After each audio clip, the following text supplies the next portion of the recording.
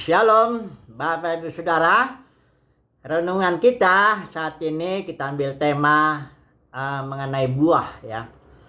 Jadi buah itu dalam perjanjian lama itu istilah Ibraninya peri dan juga dalam perjanjian baru karpos itu punya pengertian 3 ya.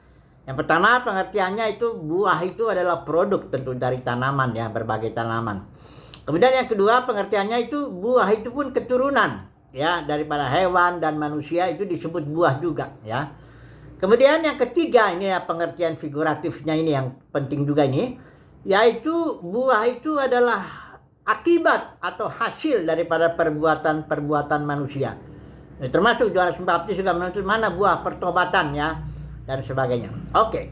Nah hari ini kita mau renungkan satu dulu buah yang ada di Taman Eden yang dilarang Tuhan ya, jangan dimakan ya. Nanti kita lihat dulu. Coba dulu kita baca dulu ya, Kejadian 2 ayat 17. Tetapi pohon pengetahuan tentang yang baik dan yang jahat itu janganlah kau makan buahnya.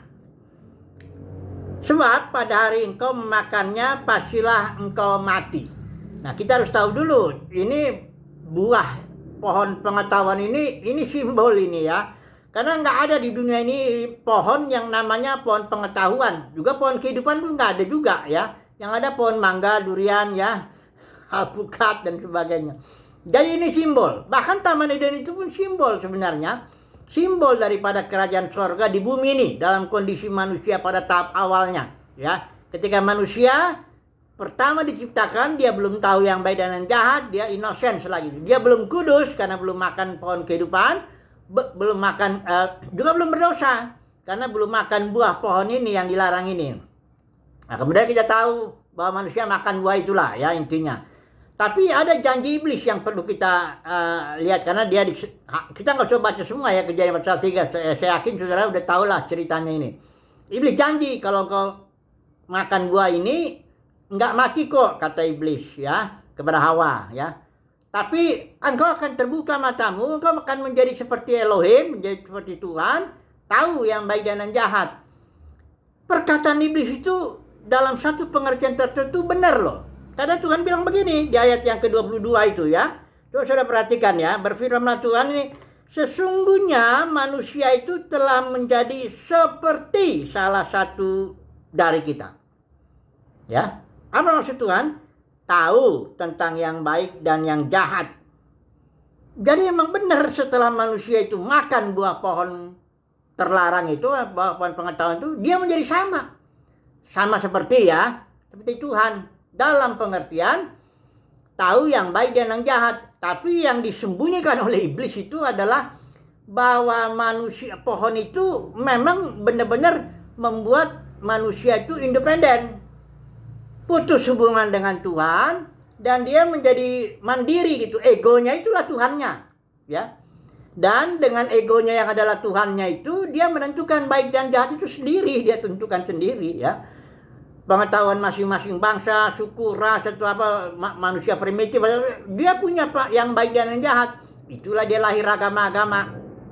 Agama itu adalah sistem kepercayaan usaha manusia untuk dia merasa tetap ya, walaupun dia independen ya, dia merasa kayak saya butuh sesuatu untuk membuat saya rasa aman, nyaman gitu, enak. Nah sesuatu itulah diciptakan oleh manusia, itulah dia agama-agama ya, supaya dia merasa nyaman, enak lah ya. Pokoknya kalau udah beragama udah nyaman, ikutin ritual ini nyaman ya, ikutin. Tapi itu semua usaha manusia itu, karena dia independen tapi dia merasa ada sesuatu yang hilang ya. Kemudian Elohim itu yang hilang karena begitu manusia berdosa dia kehilangan kemuliaan Elohim. Oke, itu poin yang pertama ya, kita lihat. Kemudian berikut akibatnya yang ini yang tipuan setannya. Karena setan itu enggak ngomong tuh enggak total tipu. Ada setengah benar, setengah salah gitu. Jadi agak susah itu Hawa itu ketipu, dia diperdaya Hawa itu ya. Nah, ini yang apa kita bilang Roma 6 ayat 23. Upah dosa adalah maut. Ya, nah ini yang kita mau. Jadi benar bahwa ketika manusia, firman Tuhan bilang kau makan, engkau mati. Ya, nah ini disilah bohong iblis. Iblis bilang enggak mati kok. Mati kok benarnya. Tapi pengertian matinya kita harus lihat. Istilah Ibrani mati itu mot. Tapi di dalam ayat Kejadian 2 ayat 17 itu istilah Ibrani yang muncul ungkapannya mut tamut. Jadi tidak bisa diterjemahkan hanya mati saja begitu atau mati secara jasmani. Karena begitu Adam Hawa makan nggak mati dia secara jasmani. Dia hanya keterpisahan aja dengan Tuhan. Tapi apa artinya? Ya. Nah, mari kita melihat. Mut tamut itu artinya kalau dalam bahasa Inggris terjemahan itu yang literal itu bagus. Dying, you will die. Artinya begitu kau makan buah itu, engkau langsung mendapat jenis kehidupan yang Alkitab menyebutnya maut. Suatu jenis, maut itu jenis kehidupan ya. Jenis kehidupan yang independen, terpisah dengan Tuhan. Ya, dengan jenis hidup Tuhan yang disimbolkan oleh pohon kehidupan. Nanti Yesus datang itu memberikan itu. Ini dululah.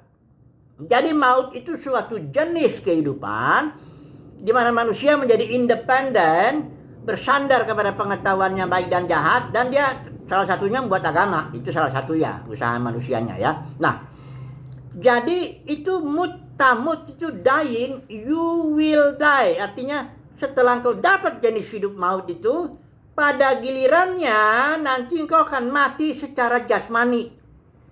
Begitulah makanya Adam itu, begitu dia makan buah itu, dia nggak langsung mati jasmani.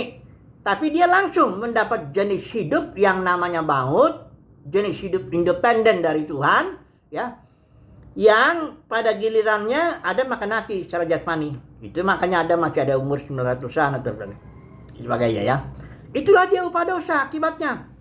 Pertama manusia menjadi seperti Elohim dalam arti independen, bebas, dia bergantung pada otaknya, pengetahuannya baik dan jahat dan sebagainya itu, ya. Tapi dia merasa karena nggak nyaman, dia tetap mencari sesuatu yang lebih hebat dari dirinya lah ya, untuk dia bersandar dan merasa nyaman. Itulah agama ya. Kemudian yang kedua akibatnya manusia mendapat jenis kehidupan itu maut ya, yang pada gilirannya manusia mati. Nah, jadi inilah dia akibat makan buah pohon pengetahuan baik dan jahat. Ingat ya, buah itu simbol ya. Jangan sudah pikir Adam dan Hawa itu makan buah, sesuatu buah yang beneran, enggak ya. Nah, oke. Sekarang solusi Tuhan dulu ya, kita lihat lah, karena Adam Hawa itu jatuh memang merupakan bagian dari proses Tuhan supaya manusia menjadi serupa segambar dengan anaknya. Itu bagian itu ya. Nah, sekarang kita lihat dulu lah solusi Tuhan itu apa? Ya, karena banyak orang Kristen tidak tahu masalah dia apa dan solusi Tuhan itu apa, ya. Pokoknya percaya Yesus masuk surga. Surga itu tempat nun jauh di sana, nyanyi-nyanyi kerjanya, bukan gitu, ya. Paham dulu masalah kita ya, bahwa masalah kita punya jenis hidup yang terpisah, yang independen. Kita nggak bersandar sama Tuhan, sama nggak ada hubungannya dengan Tuhan, ya. Dan kita bersandar kepada pikiran kita baik dan jahat, ya, pengetahuan kita. Nah, solusi Tuhan Yesus datang, Yohanes 10 ayat 10. Aku datang supaya mereka memperoleh hidup. Hidup itu istilah Yunani itu zoe, suatu jenis hidup ya, yang diterima oleh orang percaya. Yang percaya Yesus dapat hidup. Tidak ada istilah percaya Yesus masuk surga. Suruh cari setengah ayat pun di perjanjian baru. Saya tantang saudara dulu. Cari dulu setengah ayat yang mengatakan percaya Yesus masuk surga. Apalagi pengertiannya surga nun jauh di sana, nyanyi aja kerjanya. Nggak ada itu. Yang ada percaya Yesus mendapat jenis hidup Elohim yang namanya zoe, istilah Yunaninya. Dan mendapatnya dalam bentuk benih, kayak Yesus penabur. Itu masih benih. Nah, gunanya apa sih hidup zoe ini? Yohanes 17 ayat 3 menjelaskan, inilah hidup kekal atau zoe, istilah Yunaninya itu. Inilah hidup kekal, yaitu engkau, supaya kita mengenal Bapa yang benar, ya, dan mengenal Yesus Kristus yang diutusnya. Itulah dia solusi dari Tuhan, yaitu supaya kita terkait lagi dengan Elohim, ada lagi fellowship, kita bisa mengenal dia. Caranya gimana? Kita harus ganti hidup. Hidup lama ini yang namanya maut itu, mutamut itu harus diganti. Diberikanlah hidup yang baru itu, zoe namanya. Tapi itu masih benih, harus bertumbuh. Itu sebabnya Yohanes 10 mengatakan, aku datang supaya mereka memiliki zoe dan memilikinya berkelimpahan. Nah, ini berkelimpahan ini pendeta-pendeta yang mata duitan ini langsung ngomong, oh hidup berkelimpahan itu sukses, materinya, jasmaninya sehat, begini. Itu karena dia nggak ngerti itu. Memang dia karena hatinya pun memang cinta uang nih. Bagaimana? Itu hidup berkelimpahan tuh maksudnya nggak ada hubungannya sama sekali dengan materi, sama sekali nggak ada. Berkelimpahan di situ artinya joy-nya itu bertumbuh sedemikian sehingga pengenalan kita akan Tuhan itu berkelimpahan, benar ya, bertambah-tambah ya. Karena itu tujuannya. Solusi Tuhan tuh membuat kita kenal Dia, connect lagi dengan Dia. Makanya relationship itu yang paling penting. Ya. Oke lah, jadi ini dulu ya. Pertama, buah itu terlalang dan kita sudah tahu akibatnya, mutamut. Kemudian solusi Tuhan juga kita sudah tahu. Diberikanlah jenis hidup yang baru yang joy, kita bertumbuh. Ingat ya, percaya Yesus, mendapat hidup joy yang berupa benih. Nggak ada masuk surga, percaya Yesus masuk surga, itu dusta yang dipercayai oleh mayoritas orang Kristen itu. Nggak ada itu. Percaya Yesus, mendapat hidup joy yang berupa benih, harus bertumbuh sedemikian supaya apa? Supaya kita mengenal Bapa yang benar dan mengenal Yesus Kristus yang diutusnya. Haleluya. Amin.